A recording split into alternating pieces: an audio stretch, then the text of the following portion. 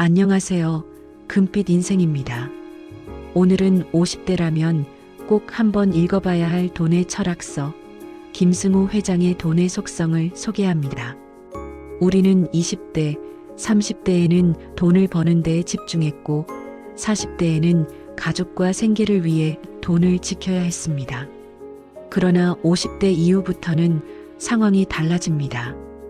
은퇴가 다가오고 자녀 교육비나 결혼 자금, 그리고 앞으로의 노후 생활비까지 돈에 대한 불안이 더 커지죠. 돈의 속성은 이런 불안에 답을 주는 책입니다. 단순히 어디에 투자해라가 아니라 돈을 바라보는 마음가짐, 습관, 철학을 정리해 줍니다. 오늘은 이 책이 주는 3가지 핵심 메시지를 중심으로 50대가 돈과 어떻게 관계를 맺어야 하는지 이야기해 보겠습니다. 저자 김승우 회장은 글로벌 기업인이자 한국과 미국에서 여러 회사를 일으킨 성공한 사업가입니다. 그는 이 책에서 자신의 경험을 바탕으로 돈의 본질을 설명합니다. 주식이나 부동산 같은 투자 기법보다는 돈을 대하는 태도와 철학을 강조하죠. 책은 총 75개의 짧은 법칙과 문장으로 구성되어 있습니다. 각 장마다 돈이란 무엇인지, 어떻게 흘러가는지, 어떻게 다뤄야 하는지에 대한 통찰이 담겨 있습니다. 김승우 회장은 돈을 단순히 운이나 재능으로만 보는 시각을 거부합니다. 그는 말합니다. 돈은 결국 습관의 결과물이다.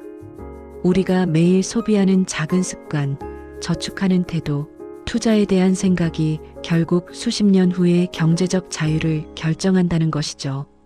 50대에게 이 메시지는 절대적입니다. 우리가 2040대에 쌓아온 돈 습관이 지금의 재정 상태를 만들었습니다. 그리고 앞으로 10년, 20년은 지금의 습관에 따라 노후의 삶이 달라집니다. 예를 들어 매일 소비를 줄이고 저축을 늘리는 단순한 습관, 가계부를 기록하는 습관, 불필요한 빚을 만들지 않는 습관, 이런 작은 반복이 큰 차이를 만듭니다. 돈은 습관이다. 이 문장을 50대 이후의 인생 좌우명으로 삼아도 좋을 만큼 중요한 메시지입니다. 돈의 속성은 단순히 돈을 버는 기술서가 아닙니다. 저자는 돈을 대하는 철학을 먼저 바로 세워야 한다고 말합니다. 돈을 단순히 욕망의 수단으로 볼 것인가? 아니면 삶을 풍요롭게 하는 도구로 볼 것인가? 많은 사람들이 돈에 끌려다니기 때문에 불행해집니다. 그러나 돈을 제대로 대하는 사람은 돈을 통해 자신과 가족의 삶을 더 빛나게 만들 수 있습니다. 50대는 이 철학을 재정립해야 하는 시기입니다. 자녀 교육비나 결혼 자금 때문에 또는 은퇴 후 생활비 때문에 돈을 줬다 보면 오히려 더 불안해집니다. 그러나 돈을 내 인생을 설계하는 도구로 본다면 지금부터라도 늦지 않았습니다. 예를 들어 무작정 돈을 벌겠다는 생각보다 내 인생 이막에서 어떤 의미 있는 일을 하며 돈을 쓸까? 라는 질문을 던져야 합니다. 여행, 취미, 건강관리, 사회환원, 이 모든 것은 돈이라는 도구가 있을 때 가능해집니다. 김승우 회장은 경제적 자유를 단번에 얻는 비법은 없다고 말합니다. 대신 작은 습관을 긴 시간 동안 지속하는 것만이 유일한 길이라고 강조합니다. 예를 들어 매달 일정 금액을 꾸준히 저축하기, 소비할 때 꼭 기록하고 돌아보기, 충동 구매를 줄이고 꼭 필요한 데 쓰기, 장기적인 안목으로 투자하기, 이런 단순한 습관들이 결국 큰 부를 만든다는 겁니다. 50대에게 중요한 건 짧은 기간에 한 방을 노리는 게 아니라 지속 가능한 습관을 정착시키는 겁니다. 앞으로 2030년의 노후를 생각하면 지금이라도 작은 습관 하나 바꾸는 것이 엄청난 차이를 만듭니다.